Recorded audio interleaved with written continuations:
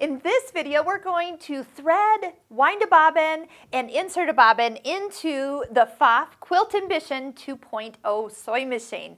So showing you some of the tips that I teach all my students to really make sure that they're doing it right. When you thread the machine correctly, you put the bobbin in correctly, I'll show you some tips here, then everything is going to be as smooth as can be. If you skip some of these steps, you're not going to always have the sewing machine performing at its optimal level. So first off, I have a bobbin in the machine. So I'm going to go ahead and take out that empty bobbin. Once again, bobbins are not interchangeable from machine to machine. A lot of times other machines have different size bobbins. This is a class 15 plastic bobbin. You can get these quite a few places, but definitely make sure you're always using the correct bobbin for this machine, or else it won't work. Kind of one of those things.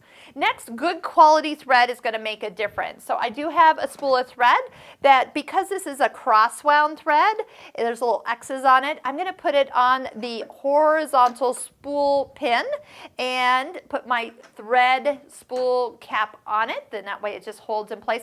Make sure you don't leave a little gap here. That can be problems just waiting to happen as the thread gets wound on there. But this helps hold the spool in place, and then the thread just winds easily off of it. When we wind a bobbin, you're going to always use this first guide. That's because it's right in front of the thread and it keeps it flowing evenly. So if I'm threading the machine or if I'm winding a bobbin, always use this guide first. Next, we can go ahead and bring it in front of towards the front of the machine. This is a pre-tensioner. There's a little kind of spring action in here where as we wind the thread around, and we are going to go clockwise, there's a little picture engraved right here on the top of the machine to remind you that we're coming around and over towards the bobbin winder. Make sure it clicks in there, otherwise that bobbin doesn't wind nice and smooth. Have you ever wound a bobbin and it's all fluffy and kind of squishy? That is when that thread never got into the little pre-tensioner there. Next, let's go ahead and take the thread from the inside to out in one of those holes. And once I pick a hole here, perfect, then I'm going to put the bobbin on the bobbin winder and then push it to engage. Once I do that, there's actually a little message on the screen that says bobbin winder is on. So if you ever can't figure out if that's engaged or not, it will tell you. Step on the foot control. I'm going to hold my hand straight up so I can keep a nice tight hold on that thread. Eventually it'll break off, or you can stop and cut it. Yes, if I stop and I notice there's a little tail that didn't get all the way broken off, I want to cut that off. Otherwise, that is going to interfere when we put our bobbin in and a stitch is being taken. So let's just go ahead, fill this up. When your machine, when this is full, it will stop for you.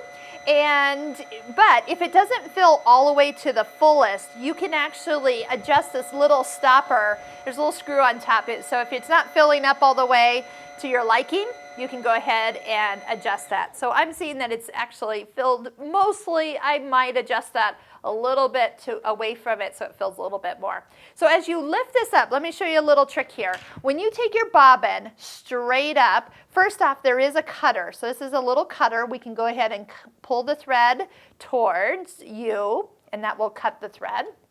But if you hold the bobbin, did you see how I had this?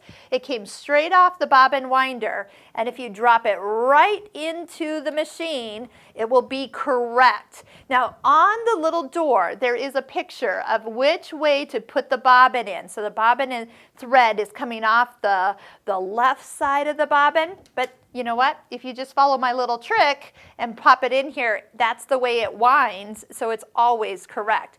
Now we'll do a close-up to this for the little bobbin to get the bobbin into the tension. But I like to hold my finger on here, give it a little pull down into the groove, and then follow the white arrows around. One of these is a little thread cutter, so I can put the door back on, cut the thread, and forget about it. Now, before we start to thread the machine, do make sure your presser foot is up. If you don't, that foot's down and the tensions are closed, then it makes it really hard to thread the machine correctly. So always thread the machine with the presser foot up. We're going to unwind from the tensioner here. That is only used when you wind a bobbin, and we're going to leave it in that first guide that we always use directly from the spool. And we're going to go ahead and come underneath this part. Now down as we come over the front of the machine, that's where the thread gets in the tension. You might like to hold the thread and even do a little flossing action, and then that way it makes sure that it sits completely in there. Now if you're noticing there's a little fin up here, you can go on either side of that. That's actually a separator for when we use a twin needle, and then each thread has its own tension. So for normal threading, just pick a side. It just naturally is going to sit on one of those or go on one of those.